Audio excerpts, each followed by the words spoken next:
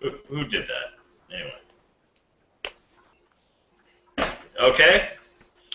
Quit making noise, people. Ah.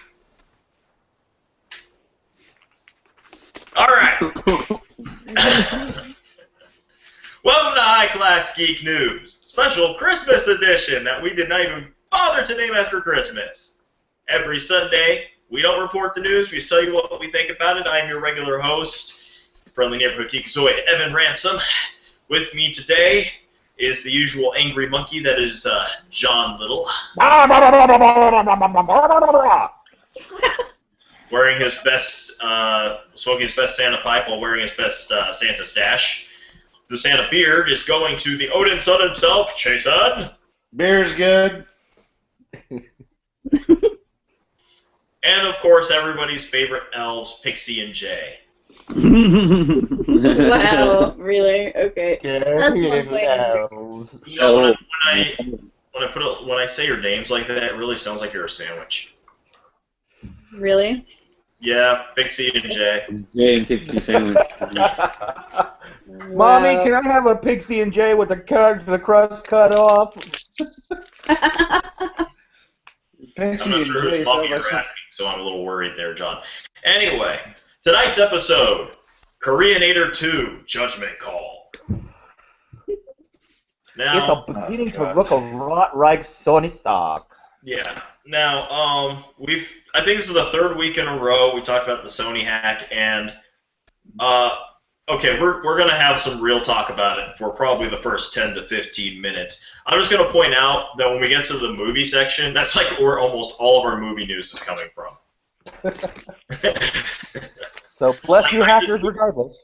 If you've been looking at the trending section on Facebook, it's just like, literally, it was like every 5 minutes, something new that is somehow related to the Sony hack in North Korea.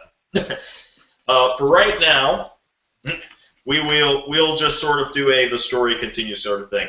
For those of you who have been a hermit and just recently discovered this internet thing, Sony Studios has recently been hacked. At first, it started with them just releasing all their movies early for everyone who likes to pirate things to see, which means pretty much just about everybody.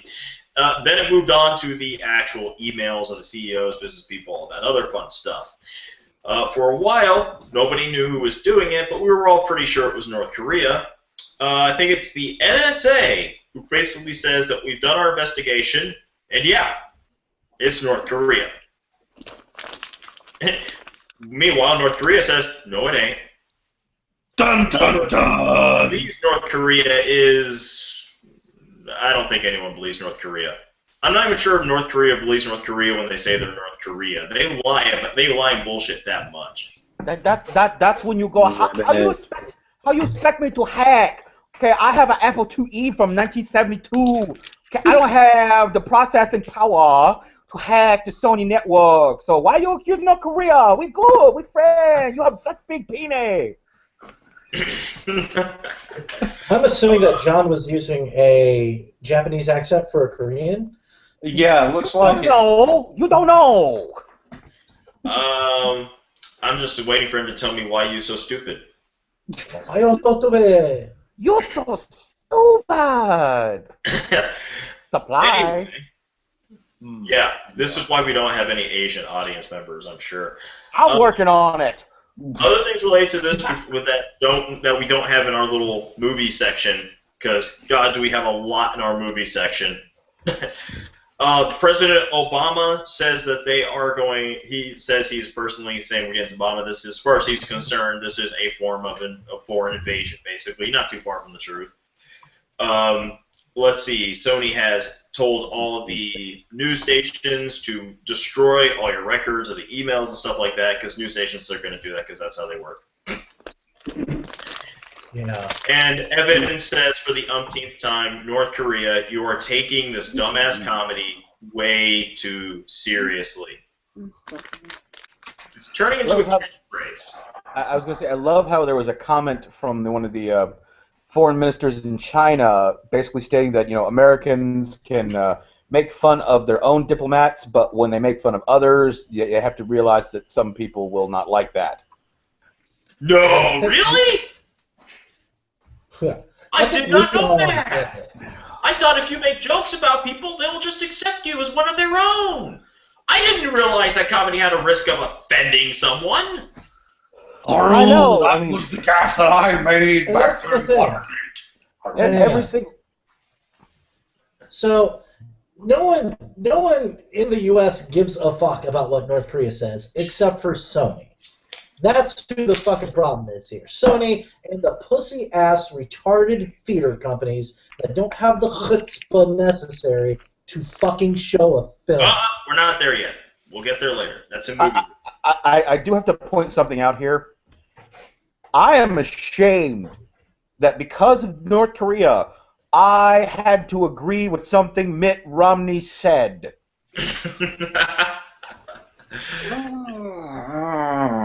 That alone to Agree me, on North both Korea. counts. Are you sure? There's a lot he's both agreed to and then said he doesn't agree with. You may have just encountered that both of you are flip-flopping at the same time. Well, you not so much flip-flopping more now. All I'm going to do is point out this little brief story. I was with a friend of mine earlier this week, my friend Jinx, and he was talking about how he saw the trailer, and he thought, this is just a stupid fucking comedy. He had no interest in watching it. He had a lot of interest in avoiding it. Until the whole cancellation thing and all that we're going to talk about later happened. And now he really, not only does he want to watch it just to fuck with the hackers and how Sony's responding to this, he says he purposely, I'm not going to say his last name. I'm not even going to say whether or not Jinx is his real name. I'm just going to point out that so that said, you don't know who this person is, but he said not only does he want to see it, he wants to purposely pirate it and spread it out to as many people as possible, as his way of saying, fuck you for caving in, and fuck you, North Korea, for doing this bullshit in the first place. Are we talking about the grease monkey of the apocalypse here, Jinx? I will not say, because I don't want anybody to, I will not say who it is exactly, just because I don't want anyone to watch this and then try to use that as evidence against him later. Because you know how if there's the slightest hint someone's pirating, you know how they like to jump on that shit like crazy, because it's the closest thing they get to justifying their dumbass crusade in the first place anyway. Okay, well, here's another thing. I know what my Christmas present is going to be. As a matter of fact, I was the one that picked it out.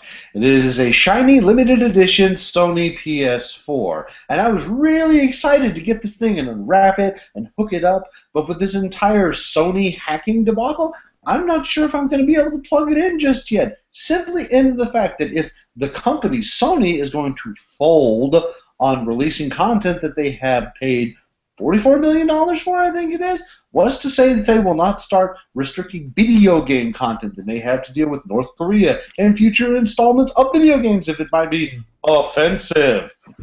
I see your point, but something tells me that Sony is similar to Warner Brothers in the sense that even though they all have the same name, this department and that department are not connected, because literally nothing involving any other Sony department except the movie department seems to be affected by this whole hack thing. Well, let's be clear on this one.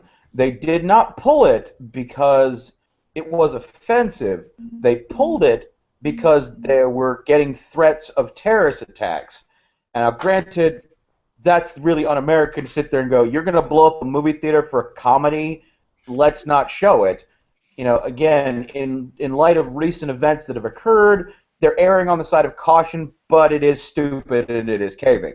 I'm going to get into why I think the caving's a bad idea, with that fully in mind when we get to movies and I actually have to list cancellations. I've literally created new categories here, because one for TV that's not related to this, and one for movies because we now have to announce cancellations. I'm hoping for that to be a very rare thing. But when we get to that, I'll explain why I think that's the cancellation with the whole terrorist threat thing is stupid.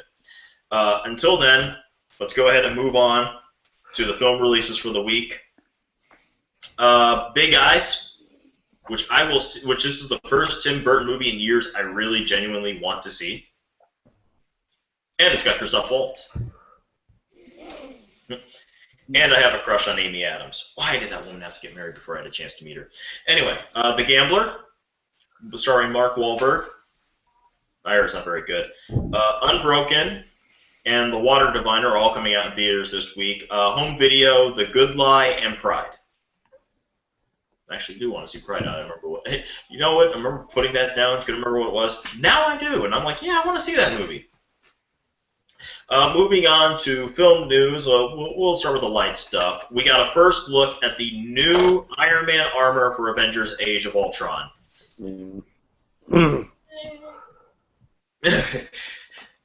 As usual, it just seems like a new paint job to me. What about you guys? It's new Iron Man armor. You know what? I'd fuck in it. knowing Tony Stark, he probably already has. He's probably got a special armor designed specifically so he can put a woman in there, and woman that'll only work if his penis is inside her. Well, I mean, it is Disney that owns the right to Marvel and thereby Iron Man, so we don't have to worry about whether or not this is the real version of the Iron Man armor that's going to be out there because North Korea didn't hack Disney.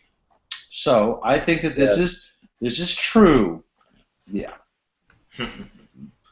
Sorry, I'm really just kind of disgusted with how Sony backed out. They could have. I'm getting off topic. Moving along. We'll get there. We'll get there. I promise you, we will get there. That's not something I'm going to let go undiscussed. I mean, come on, you know me better.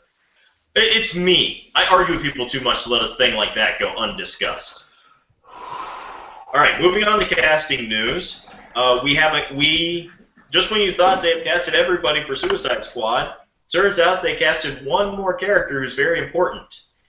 Viola Davis will be playing Amanda Waller. Nice.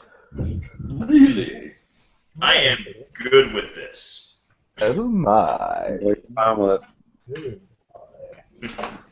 So, thank you, whoever that one person at Warner Brothers with a functioning brain cell is who did that one.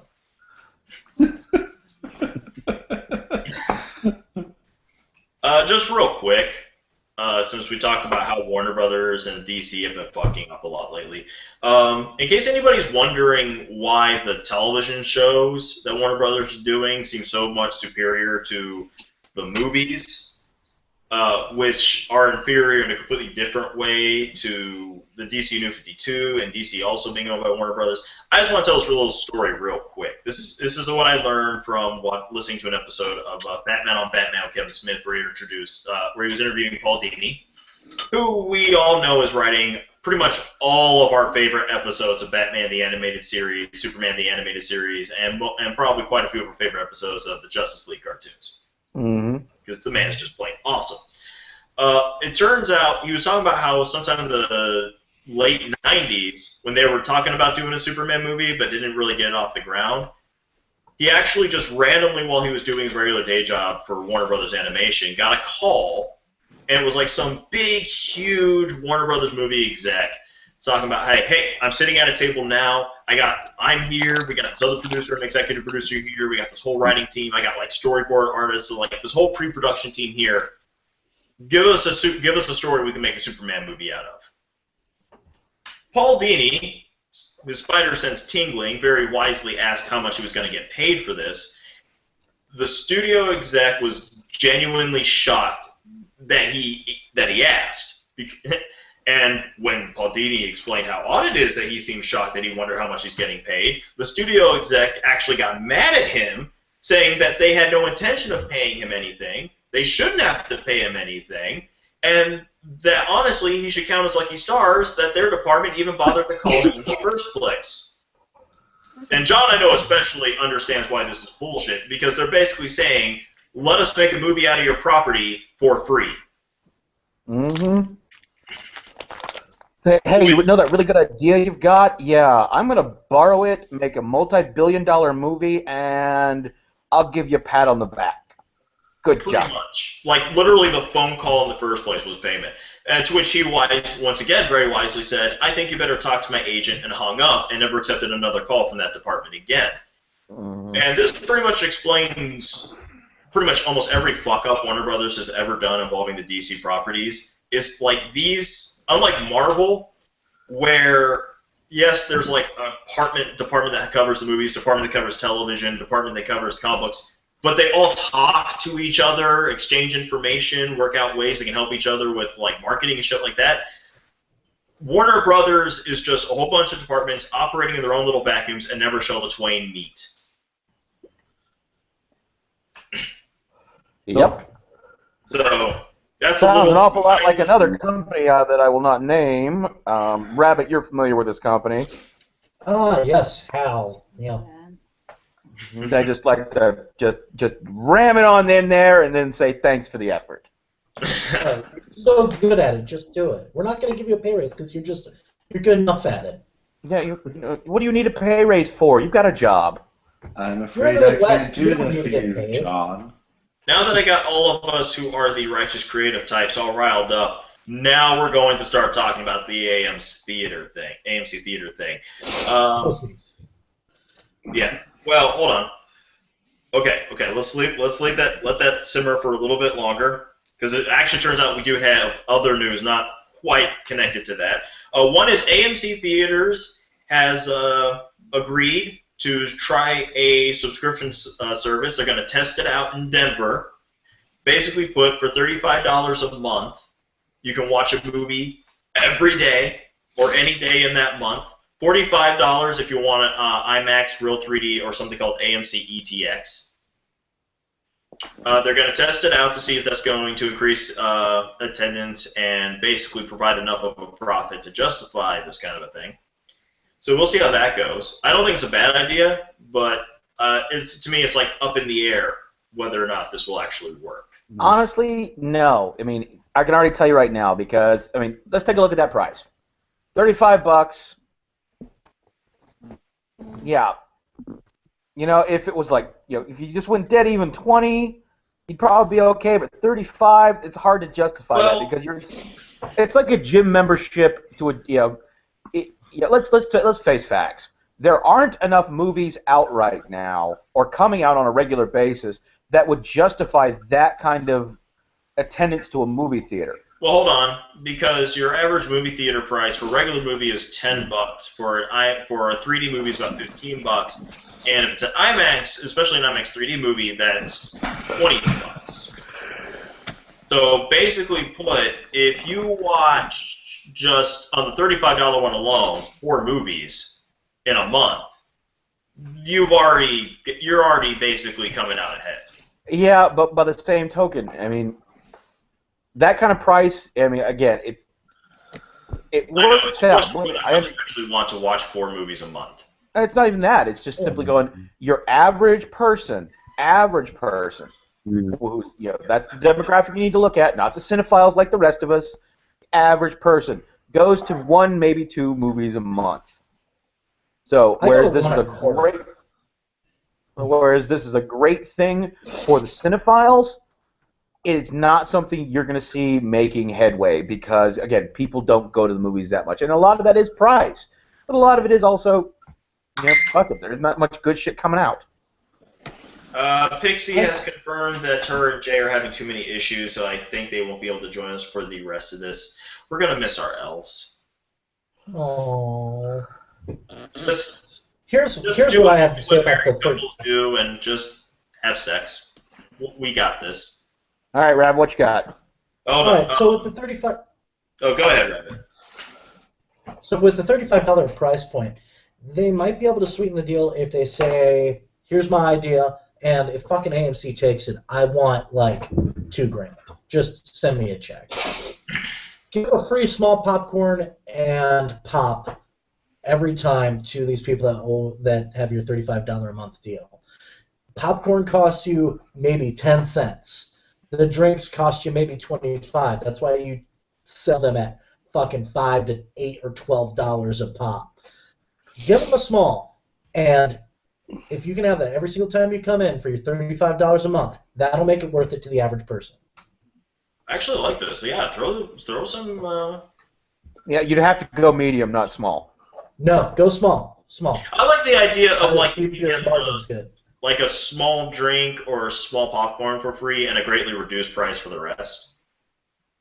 Yeah, I mean, make it a subscription service where you get a deal, you know, on refreshments and whatnot. And I think we all agree here that they have to give you something else besides the film, because I'll be the first one to say I won't for $35 a month have a subscription with them, because there is nothing I've deemed worthy enough for me to go to a movie in the last 6 months. But if they start saying, hey, come to a movie, you get a free pop, you get a free popcorn, and you can come and see everything this month, or hell, see it 5 times in a row.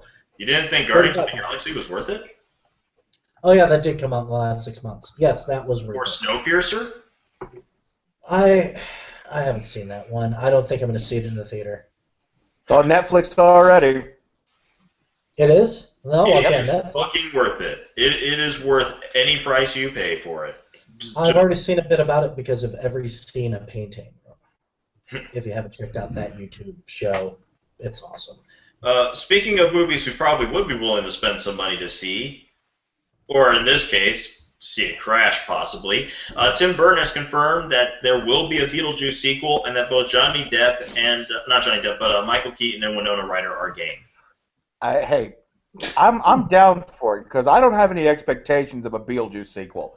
Because you know what? As long as the comedy is on par with the first one, you can't go wrong. I'm always willing to support giving Michael Keaton more work.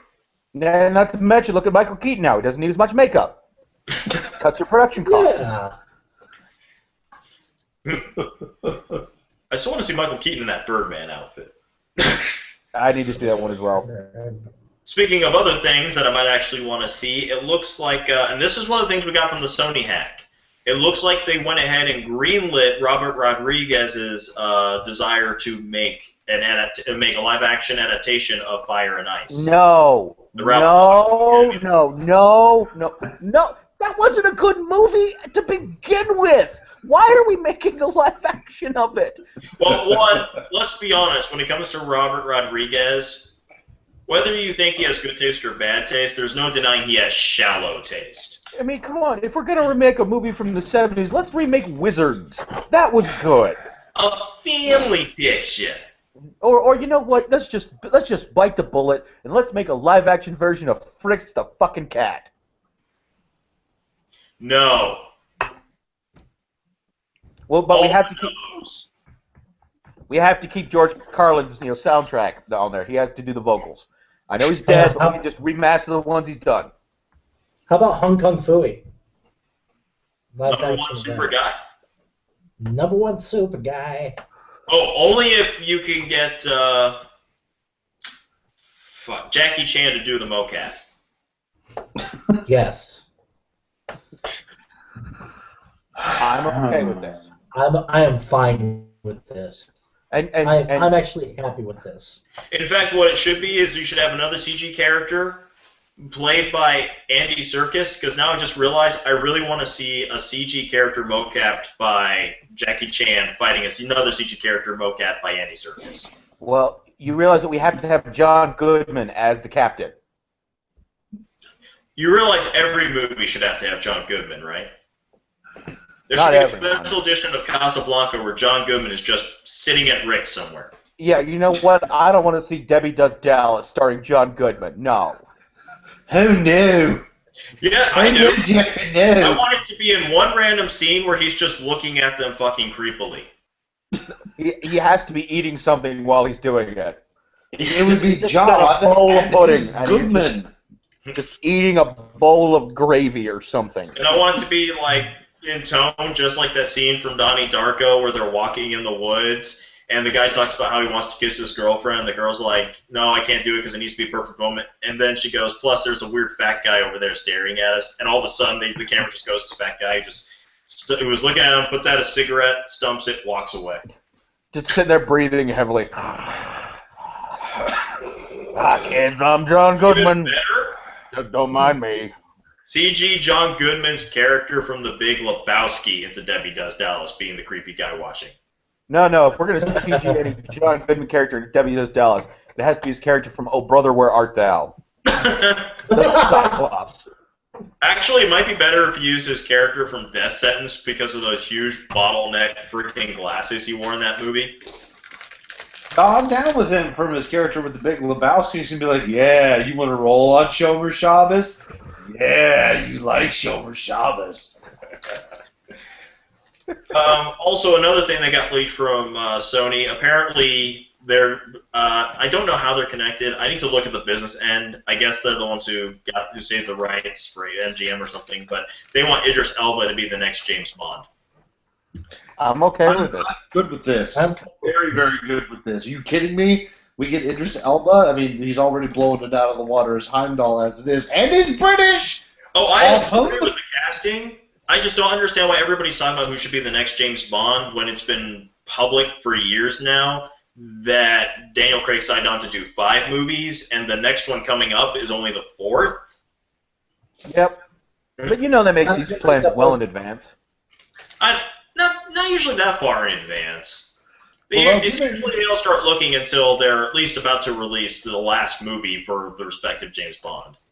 Well, given Idris's schedule of filming, I mean, he's got a lot of other films he's got coming up in between that. I mean, he's got Thor Ragnarok coming up. He may have a part in the Infinity Wars movies. So going ahead and getting him nailed down now is probably just good for production. For starters, I'm pretty sure he will clear a schedule to play James Bond. Fuck, I will clear my schedule to play James Bond. Yes. I'd actually pay to go see that. I think the only thing that would stop me from doing that is if I actually got cast as a Doctor in Doctor Who. And even then, I'd see if I can juggle them.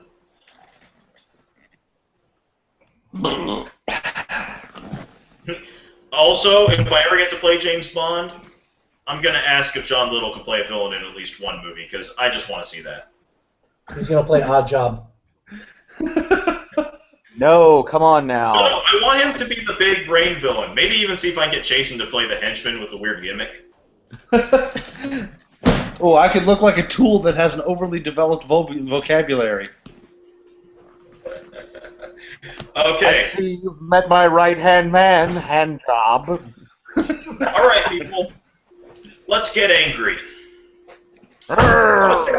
Thanks to threats by some North Korea's basically sympathy supporting group that may or may not be in America, they claimed that they were going to perform terrorist attacks on any theater that shows the interview, which would have been something of a problem, as it is literally impossible to attack that many movie theaters within a time that a movie on average stays in every major theater. But yet, Sony caved and canceled the release of the interview entirely. There's talks about maybe releasing it in another way, but they fucking caved. Pussy. The awesome thing that almost came out of this was starting with the Alamo, forget the Alamo Theater, I think the little Alamo Theater, something like that it's called. Texas, like every cinephile's wet dream of a movie theater in Texas, was going to, instead, to take its place, show Team America World Police. And other theaters were going to take up note, but literally within hours of that announcement, fucking Paramount, which is owned by Sony, canceled that too.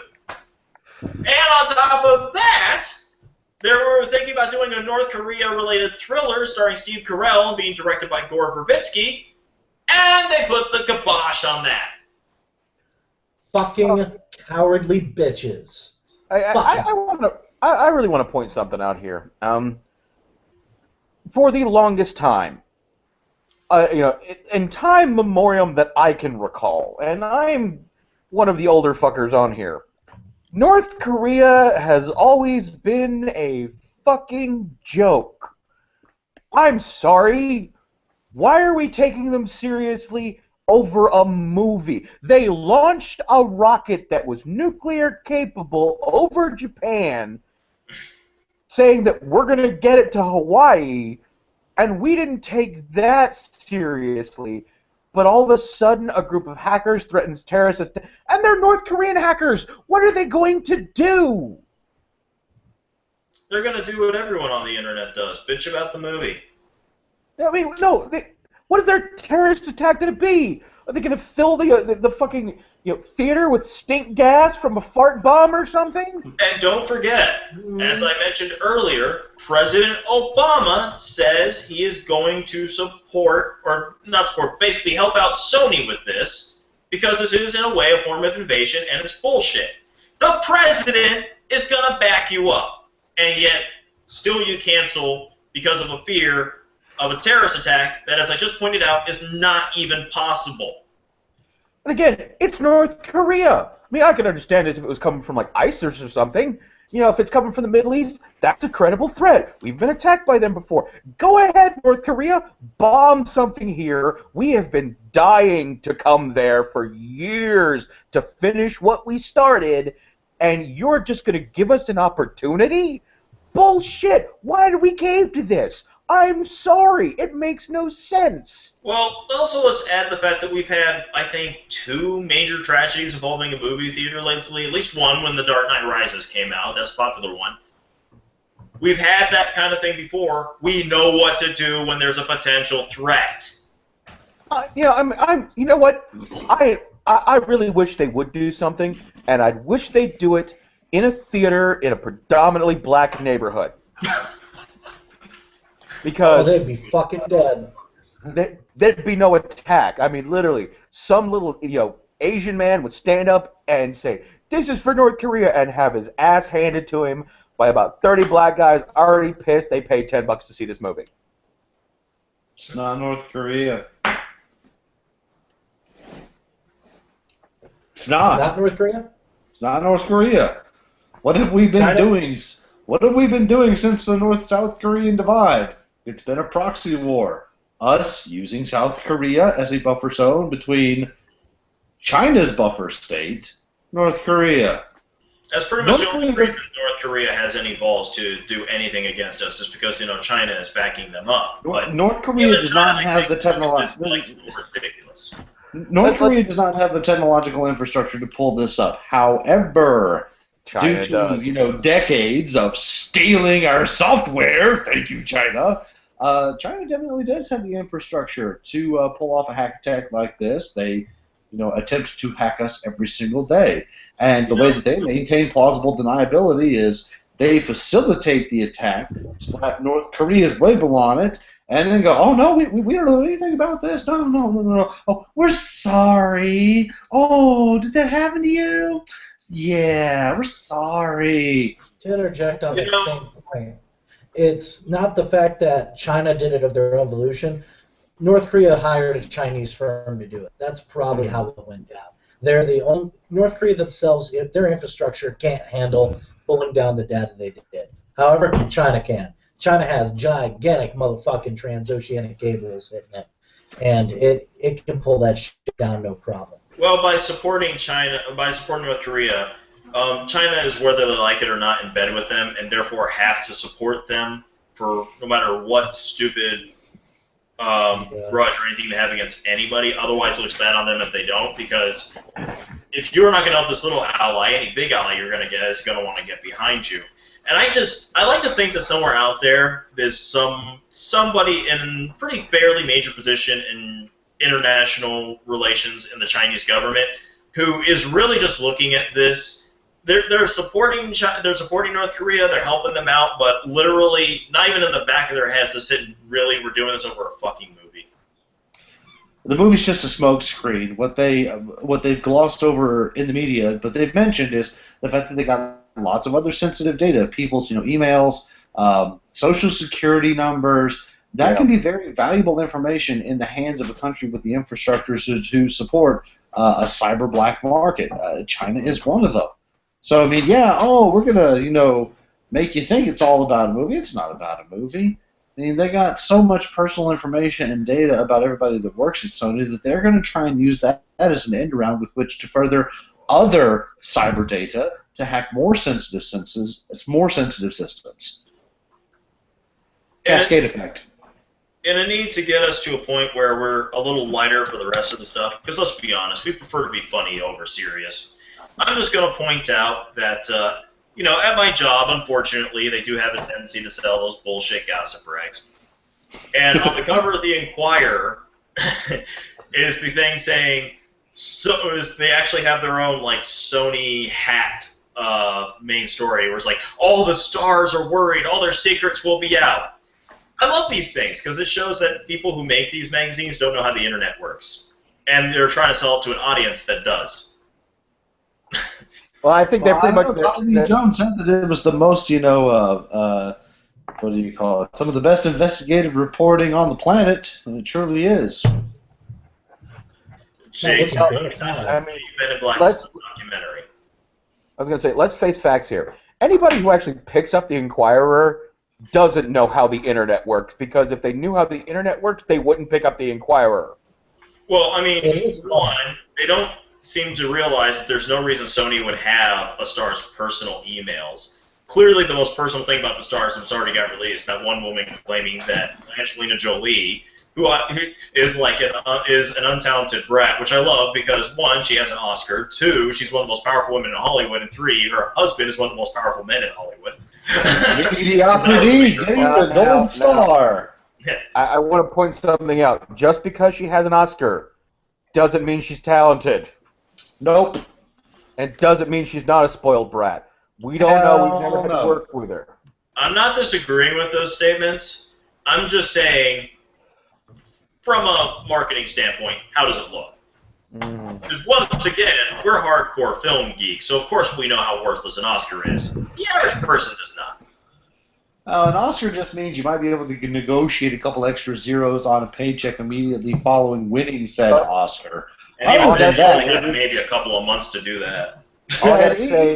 It's nothing beyond that. Whoop-de-friggin-do. It's just a gold star for mediocrity. It's like being the smartest kid with Down syndrome. Bullshit. It is, okay, let's be honest, it's industry masturbation. It is literally the industry itself patting itself on the back for just existing. Simply put, this is how I can sum up the importance of an Oscar. Marissa Tomei has one. Done. Yet Leonardo DiCaprio doesn't have one. Either way, I'm going to be watching the next one because Neil Patrick Harris is finally hosting. I have to watch that. Neil Patrick Harris needs all the Oscars. All of them. I kind of hope he goes on stage dressed practically naked, painted bronze, saying he is the new Oscar. He is. I would watch that. Yeah. Moving on to television, because God knows we can do this all night. Home video releases this week, Season 3 of Continuum, complete Season 1 of Dominion, and the Season 2 Collector's Edition of My Favorite Martian. Huzzah! My favorite Martian is Jason. Oh, goody! The Illudium Q-36 explosive space modulator! Now I can blow up the Earth! Isn't that lovely? Where was the kaboom? You make me very, very angry, North Korea! In casting news on television, we have confirmed that we're going to get a new semi-regular character on Arrow. Mark Singer, who you may know from Beastmaster. It will be playing General Matthew Shreve, who is basically popular in comics for being the leader of the Creature Commandos. Oh, God. And considering that this is connected to The Flash, which you already said, they are more than happy to have a cannibalistic psychic gorilla on their show, I like to think this means we're going to see some Creature Commandos. I embrace the weird. That's what Mark Singer, really? Yes, really. The real question is, did he keep the ferrets? And will they be... Hodo and Hodo! Actually, when I think Mark Singer, I don't think of Beastmaster. The first thing I remember is the original V miniseries from 1984. I think it was 84. That's okay. When someone mentions Bruce Boxleitner, instead of thinking about Tron, I think about Babylon 5. The Scarecrow. Yeah, I still go strong King. with Boxleitner. Scarecrow and Mrs. King. Oh, God. We were discussing that not a week ago. Also in casting news, it has been confirmed that Peter Capaldi will be staying on for 2 more series as the Doctor on Doctor Who. Excellent. Yeah, which I love his Doctor, and apparently so do all the kids. Out of all the people to play the Doctor since Doctor Who started in 2005, he is the favored one among children. Apparently kids just want an angry old man shouting at him.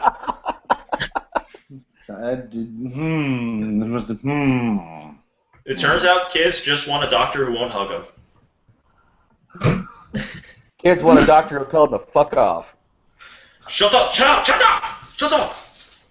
Yeah, that's his tagline. Don't touch that! Take it away from that! Shut up! I love his doctor, he's so great. I also like when it comes time to be heroic, man, does he step up to the plate. Moving on to, we have 2 series coming to an end, that came to an end this week. With Season 4 ending online, Korra, Legend of Korra is done. No more Legend of Korra anymore, that one's gone. Makes me sad. I really hope they decide to do one more. I'd like to do another one. I mean, you could do like an infinite number of stories with that mythos they created. Well, and I definitely liked how they, they've kind of progressed in the timelines. I'd like to see a more modern day one. I think that'd be interesting.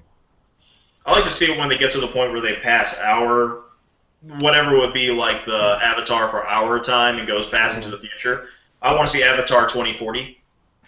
Yeah, that's going a little far for me. God, there's another thing I want to see. What the fuck is Phantom 2040 finally going to get a complete series, DVD, or Blu-ray release? I've been wanting that since they started doing that. But if you think that made you sad, we have to say goodbye to another great series of the aughts. The Colbert Report is done. This is Stephen Colbert, reporting from eternity. I'm going to miss him. Oh, God, I'm going to miss him. Well, you're not going to miss the man. He's going to be on the Late Show, taking over for David Letterman, starting, I think, in March, correctly, somewhere around there. You're just going to miss the character he was playing on that show. God knows I am. I don't know. Go ahead, I lost a little bit of respect for him. Why? I loved how his character needled every single, basically talking head pundit idiot that's ever come across the show, and he puts the screws to him. He doesn't care if you're the president. He doesn't care if you're a goddamn representative of some giant media empire. He'll fucking put the screws to you. You better be on top of your shit hardcore the entire time. But I think we've already seen what his CBS show is going to be when he kind of did not even kind of go after Anita Sarkeesian. Not even a little bit. Yeah. That kind of pissed me off. He's mainstream. She said some bullshit. She said some bullshit, and it's like you got to go after her like you've gone after everybody else. You can't you let them make their point, but you can't just let them. They're not going to get their pudding for free. I don't know enough about Arnita Sarkeesian to say whether or not I should have gone harder or not. I barely remember the interview itself. But in my mind, it's going to take a lot more than just one interview to say my respect is diminished after all the things he had done, including bad-mouthing the president to his face just feet away. It'll take a lot more than not going hard enough at Arnita, at any other person below that, to undo that for me. What worries me is the spirit that he had on the Colbert Report, which, that was the premise of his show, is going to be completely watered down as he's taking over, I think, as Letterman show, because it's got to be more mainstream, it's got to be less edgy and picking on the people that you get for interview and more about feeding the tasteless, bland food we call entertainment to the masses. It's BS. Because what really determines that isn't where you move to. It's how well the person is able to deal with the system. Colbert's a little too powerful for them to tell him to water it down if he's not going to just water it down himself. I mean, basically, he's got the option to do what everybody else has done, or keep the quality he's had. And I like to think, again, never met the man in my life, but I like to think that he is of the character to say, you know what, this is what I've done, this is what is successful, we're going to move this to another channel, but we're still going to do this. Yeah, that's what we can hope. That's what we can hope for. Well, once again, we're talking about the guy who badmouthed the president to his face just feet away at his big friggin' gala event. But as well we all know, corporate directive can override the better judgment. Case in point, what we were just talking about with Sony. Corporate directive right now is saying that they're kind of losing to the other guys who are doing new things, which means, once again, it's in their best interest to do whatever Colbert says. Well, I hate to say, I mean, look what his competition is. It's Jimmy Fallon, of all people. Yeah. The Who's chances actually of making him, big waves, strangely. But it's the still point in is, that right safe. now, what we're doing is speculating. We're not going to know for sure until he actually takes the seat and we see what he does. Mm-hmm. Well, fingers crossed. We're going to be seeing like the real Colbert interviewing people instead of the character Colbert interviewing. So at least the first episode I have to watch just to get a rough idea of what that's going to be like. Mm-hmm. And let's see, Moving a on. little bit of news for TV is that we got our first look at the third season of Orphan Black, the show that I swear to God none of people are watching. People watch this show. This is one of the best shows on TV. And apparently the third season, a lot of the major plots revolve around the fact that at the end of the second season they revealed that there's a whole other set of male clones and with their whole other dynamic separate from how the female clones, all played by Tatiana Maslany, are. Mm-hmm. And apparently the show will be picking up literally like just seconds or minutes after where the last season left off. So expect to see that one clone with the pencil still in her eye. Spoilers! They'll save so much money on the optometrist. We don't have any video game news, so I'll just go ahead and say the releases for this week. Resogun and Shantae and the Pirate's Curse. Okay, actually, I do have one that literally not 30 minutes before we got on air for this. Our friend Norman Reedus has announced that they have not started filming yet the heavy stuff, this being related to the Silent Hill video game that he's working on with Hideo Kojima, hallowed be his name, and one Guillermo del Toro. Hang on, start that again. I didn't catch all that. Wait, isn't this the thing that we talked about a month or so ago? Or are you saying he's already started like doing the mocap and stuff like that for it? Mm-hmm.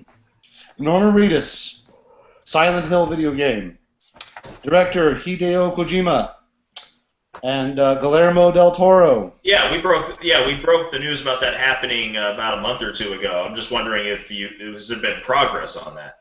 There has been. They're getting ready to start filming the heavy stuff, which also relates into something else that would be part of the movies. Also another. As far as I'm concerned, that second movie that has that Silent Hill name is as much a part of that franchise as the Crystal Skull is part of the Indiana Jones franchise, and A Good Day to Die Hard is part of Die Hard franchise, which is that they don't exist. Also on Mr. Reedus's table, I just read Boondock Saints 3 is a gigundous go, so they're going to be fitting the Reedus schedule. Yes. They're going to be fitting the Reedus's filming schedule around his Walking Dead schedule, but it's coming. It's a-coming. And we can only hope that Romeo is nowhere to be found. You don't like Romeo? Aww. No. I like Romeo's crying. First of all, I'm going to just emphatically have to disagree with you, because whether you like Romeo or not, it doesn't eliminate the awesomeness of Clifton Collins Jr., period. Now, again, I'm not going to argue that the character wasn't funny. I'm not going to argue that the actor is not good. I'm going to argue that the character was fucking pointless in the film. He was supposed to be the new Rocco. Exactly. I'm sorry, it does not hold up. I don't care. I mean, when you sit down and think about it, most ancillary characters in a film aren't necessary, but we still have them. And yeah, but Rocco. That's all I ask for. But Rocco's special. Yeah. Romeo was just like instead of just trying to make a brand new Rocco, he created an entire different character to fill that dynamic. He had his own identity, and I was good with it. And I like that little thing where he's like trying to make his family proud, and that's why he's helping them out and all that. Yeah. As opposed to Rocco, who was already their friend, realized he was getting screwed over by the people he admired, and then was like, "Yeah, I'll help you guys out."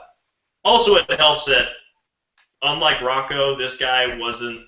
He wasn't an inside man like Rocco was. It was more like he knew about what was going on in the same way you know what's going on in your neighborhood, as opposed to I was actually a part of the whole thing. So that helps for me too. Well, I like Rocco, but yeah.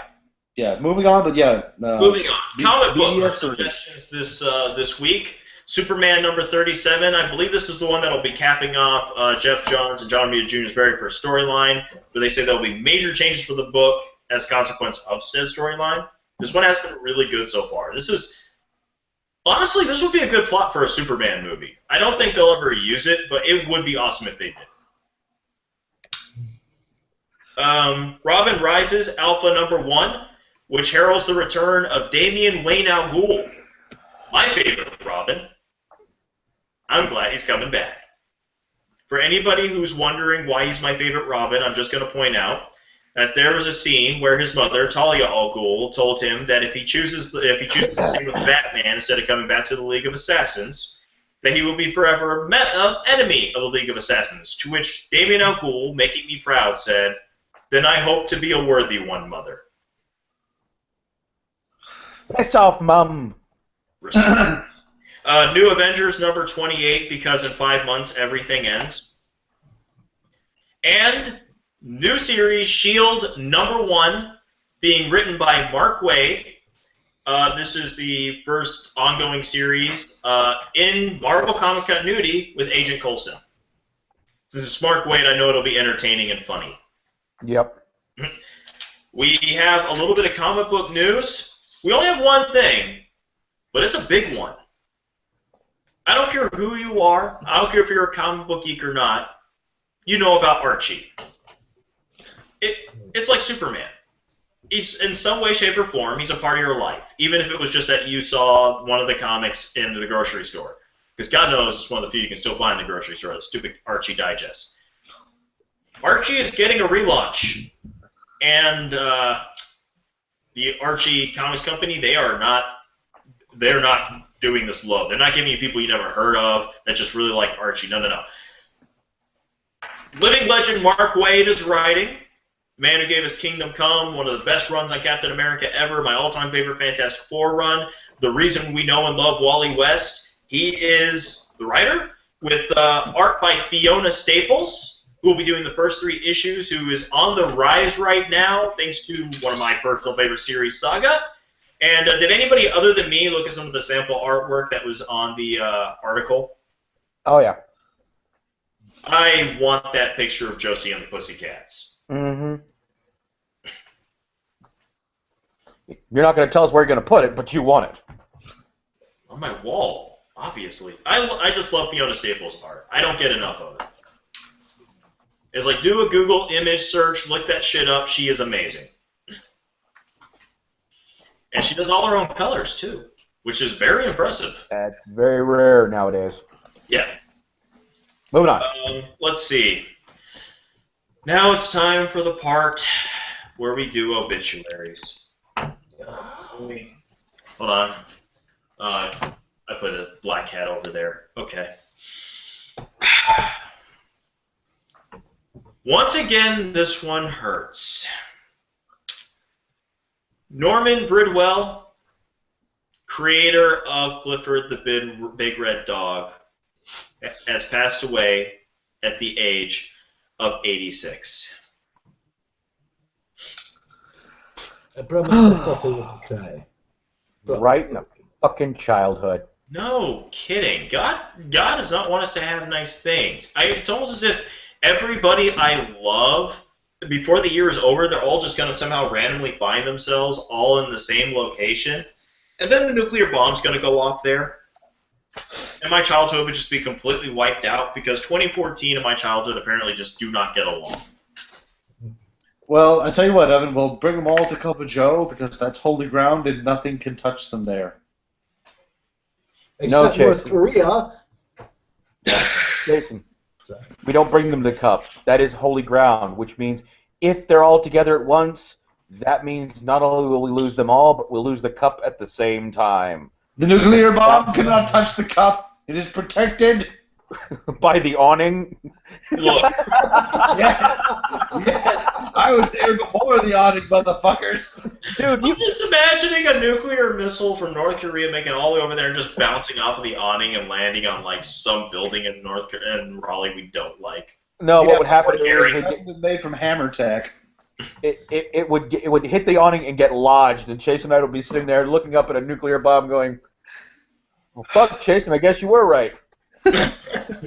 Hey, somebody hit it with a stick, see if it's dead. Yeah, all right. But is that possible? Is it not possible? The only way you can answer is to do some science! Well, I've got a lot of space science for you this week, people. Space! Spaceship! Voyages. Oh my god. Anyway, first of all, let's talk about Mars. So far, we still have yet to find Deja Thoris, but we have noticed a weird thing involving methane in the Gale crater, which is that there's about half as much as we thought there'd be, except roughly about every 60 days, give or take, Earth time, there's a weird spike. And methane generally does not work that way. Usually it sticks around. So we're like, why does this keep going up and down? So this is, we're wondering. So far, the reigning theory is that there's another source that we can't find yet for the methane. Only time and scientists will tell. So there's a giant anus on Mars that is spewing methane at high concentrations every couple of weeks. Who wants to bet that the Republicans are going to try to tie this in as a falsification for global warming and a justification for the fact that Martians are doing it and we need to increase our military spending to kill them damn Martians who took our jobs? The important thing is we finally get people on Mars that they'd be wise enough to know who runs Bartertown. Rabbit, what you got? All right, so I'll do the honest thing here and the super serious thing. This is amazing news because complex organic chemistry is occurring. North Korea is hacking you, Rabbit. No! He went black. Oh my God, are you okay, Rabbit? All will be well. Just as you were explaining that. All will be well. Just as you were explaining that, you earned our Max Headroom Award for the week, or at least you would have if we haven't lost Pixie and Jay completely. Can you try that again, please? Okay, so the super awesome, cool, sciencey news about this. If there is complex organic chemistry that is occurring that is causing this methane, there might be complex life. Oh! Great. Mars. There's lots of wind down here producing methane, and God knows the last thing I'd call them is complex. Well, Okay, complex meaning life forms that are taking various other compounds and rearranging them and then shitting methane. That's kind of amazing. Okay, so what we need to expect then is when we finally send a manned mission to Mars, we're going to have to worry about Shai Hulud. Thank you, Rabbit. I'm not sleeping tonight. We're gonna have to develop an entire radar technology. We're gonna have to develop an entire radar technology based around looking for farts. You got the fart dar ready? Oh yeah, manned mission to Mars. All right, get the fart dar on. Yeah, how's the smell meter going? Worm sign. It's worm sign. Well, fortunately, if you want to talk about cool things we discovered, having taken the spacecraft Kepler and doing some newfangled things with it, we have discovered a new exoplanet, HIP 116454b. It's basically it's not even it's orbiting a star that's smaller and cooler than ours. So as far as we know, it's too hot to actually sustain life. But yeah, we were actually able to get a look at this bugger. Oh, nice. The Kepler telescope is fucking awesome. Just saying. Yeah, so those, yeah. Oh yeah. For those who wonder why geeks like us get excited about that, when you start looking up the real planets we actually genuinely know about is out there outside of our solar system, you get planets that make sci-fi look as original as a Nicholas Sparks script. And then, of course, there's the whole thing of wondering if there's an alien race and every nerd sitting in their basement going, can we fuck it? And does it look like Can we fuck it? Is there a vagina and it doesn't have teeth? Well, let's just ask if there's a vagina. We can remove the teeth. No, you know, it don't matter. if there's a bird chowder or not. There's just got to be some orifice that I can put my Peter in. Now, with HIP 116454B being so far away, we might not get anywhere. We might not get anywhere near there soon. But Never. yeah, but we can still go possibly in a way a little further than Mars, namely Venus. Now that we have proposed a possible plan where we use solar-powered zeppelins to create a sort of cloud city, so we can actually have a chance of actually observing the surface of Venus, which we actually have not really been able to do due to the air in there being so thick. Ooh, random fact about Venus. Oh, there's been one successful landing done by the Russians that actually took pictures of the surface of Venus until it melted. And this cloud city you speak of, Evan, would you be the administrator for that city? All I'm gonna say is, if you let me administrate your cloud city, I promise the citizens plenty of Colt 45. Welcome to the cool side of the pillow, Peter. I'm just saying. Assuming, of course, that NASA doesn't alter the deal. Pray I don't Pray alter we it don't any alter further. it further. Oh God, it's always up to me to do it right. Pray I don't alter it further. Except I believe it was pray I do not alter it further because, Darth Vader doesn't use distractions. Moving on. Moving on. Moving on, we have one last bit of space news.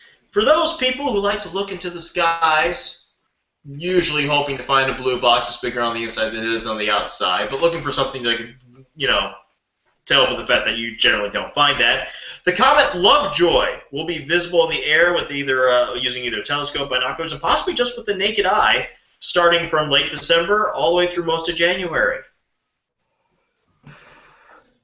No word yet on whether or not this is going to turn everybody who looks at it into sand and everybody exposed to its radiation into weird zombies. That's It's all good. It's all good. Either way, we're pretty sure that the guy who played Commander Chakotay will survive.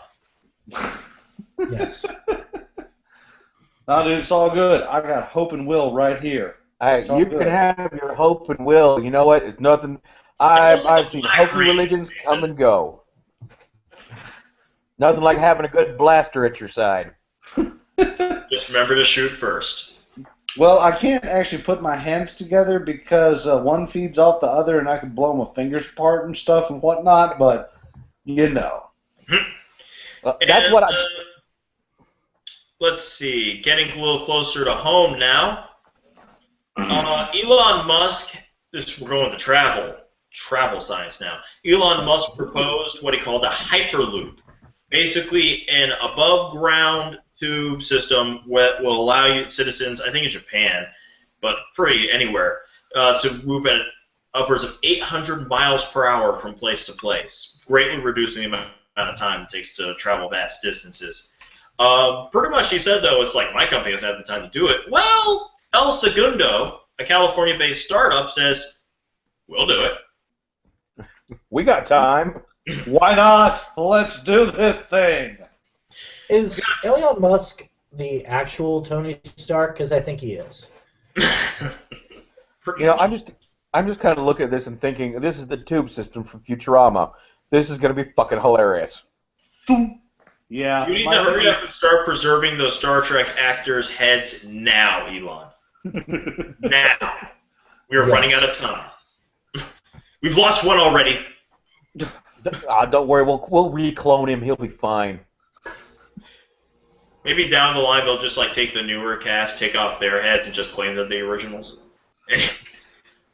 So, speaking of Star Trek, I've come up with an idea this week that I think is pure genius. Uh-oh. I believe. Are we done with science? Are we about to miscellaneous? No, not yet. Okay, go ahead. I'll bring it up in miscellaneous. All right, going to ocean science. We have found a new fish in the Marianas Trench. Now holds the record for lowest depth for a confirmed living organism. Things freaky looking, looks like a ghost, but because no one else knows what to call it, Well, let me put it to you this way. They're calling it a snailfish for the same reason people who first meet me and don't know where I'm from think I'm Mexican. Yeah, what is it called? Some sort of pod. It's an isopod. Some type of isopod? Oh, isopod. Yeah, but I mean, the thing looks freaky as all get out. It looks like a giant mutant shrimp. And surprisingly enough, they said that when they cut the thing open, it was just all full of organs. So many organs and very little meat. It's just so many organs. It's like the Invader Zim of the Marianas Trench. I have lots of organs. So for those who don't get the moral of this story, we want to go out in space because any life we find on another planet won't be anywhere near as scary as what the fuck is in our oceans! No. Hey, just a quick question. Was the person that discovered it named Toki? I didn't catch the name of the person who discovered it. I think it was a There you go. Thank you. Toki Votus? Oh, that fish is totally dildos. This is one of the things I don't get. This is weird. I'm not used to that feeling. Moving on.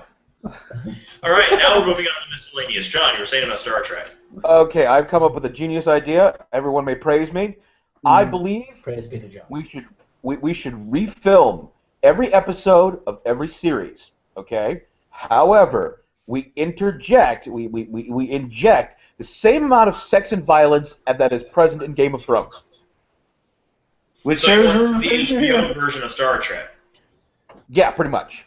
Oh, God. Captain Kirk would not stop fucking in any season. He wouldn't have time to put on pants. I don't agree with this solely because I would prefer this done in the 60s when we still had a young Yvonne Craig. Well, I suppose that my idea for having Morgan Freeman narrate porn would be bad too. Personally, what I want to see them do with Star Trek is I want the next movie to be the city on the edge of forever, where the only changes made to the script are the ones made to accommodate the current cast, which means hardly any changes at all. Just like it's friggin' British chick's character instead of the one who was defending them in the original script, defending the Transporter Bay, the original script. I mean, we got the budget. The script is long enough. It's good for a movie's runtime. Let's do the city on the edge of forever right. Other than the comic miniseries that just recently finished. You mean we can't do a remake of the Whale one? No. You keep this up, and I'm going to see if we can talk them into doing a remake of Star Trek V. The quest. What was Star Trek V? The Quest for Spock? Huh? Star Trek V was the Undiscovered Country. Yeah, that's the. No. That's 6. No, you're right. What was 5? Yeah. 5 was the Whale one. I thought that was 4. No, Yeah. 4 was the. That was the whale one. What was it called? Journey Home or some shit. Voyage Home, yeah. Voyage Home. The Final Frontier.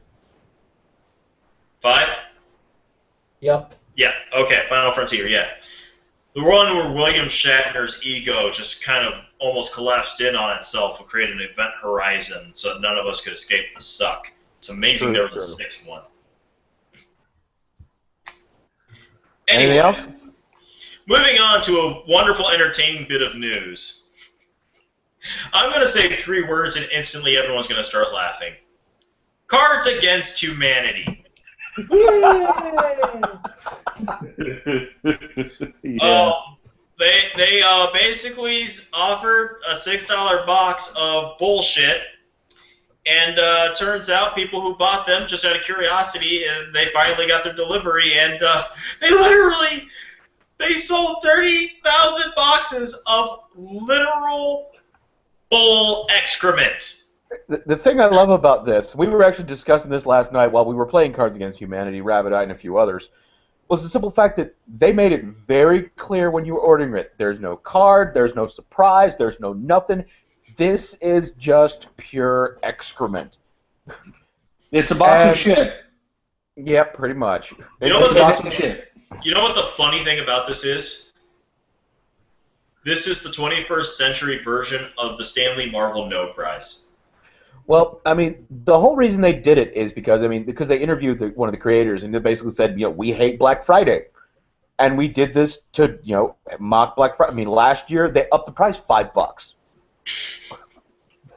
for Black Friday. This year, this year he was discussing we were going to offer people a coupon for a penny off.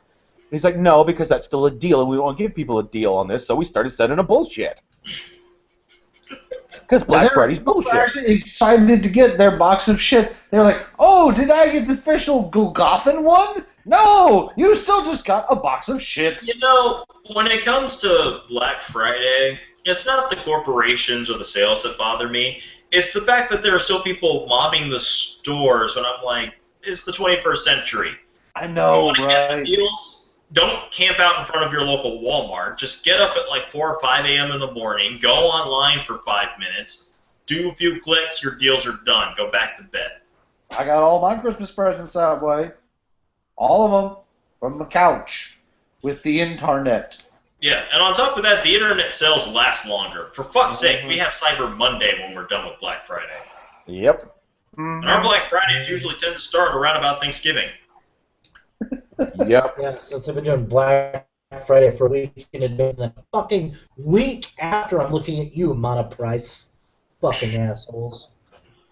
Moving on. This actually bit here, I should have put it in TV news. I don't know why it's under miscellaneous, so my bad there. But recently on Sesame Street, Cookie Monster was given an education on what resisting is by Uber Geek and friends and children and animals everywhere, and Patrick Stewart, Sir Ian McKellen. On what resisting is? Did he say he couldn't breathe? No, he said he shall not pass. Ah. Well, Cookie Monster's not very bright, so that doesn't surprise me. I remember another episode where Tom Hiddleston was teaching him about restraint. Oh no, that was the Don't Shoot episode.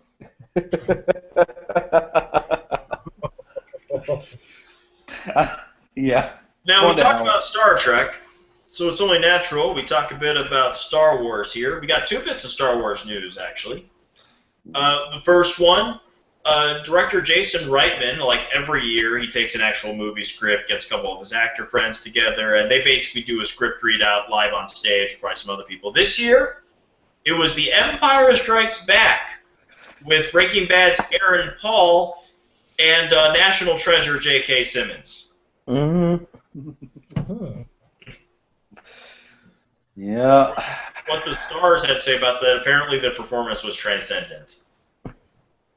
Not to be confused with Jeffrey Tambor's performance as a septuagenarian transgendered woman on Transcendence. I need to watch that Moving show. on. Moving on to miscellaneous. Hey! Yep, there's a Momo. That's some news there.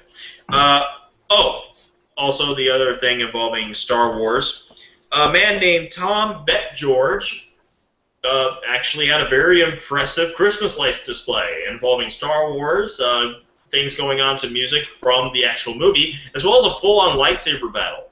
Mm-hmm. Looked badass. I saw the video.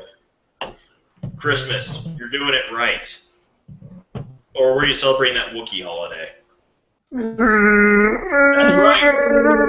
What I is just it? make you guys think about the Star Wars holiday special. Good luck getting that out of your head. You can just hear Via Arthur cooking things for you now, can't you? And See, every year, the best way to get anything bad Christmas out of my head is to watch the Glove and Boots Christmas specials. Because I love Glove and Boots. I'm going to do what I do every year. I'm going to watch the greatest Christmas movie ever made. Die Hard. Die Hard. Yeah. Yes. Yes, that will happen. Yes. Oh, and yippee-ki-yay, motherfucker. Yeah. Moving on to Harry Potter news. Author J.K. Rowling confirmed that, yes, there are Jews in Hogwarts. Upon hearing this, Mel Gibson immediately pulled his kids from the school. God.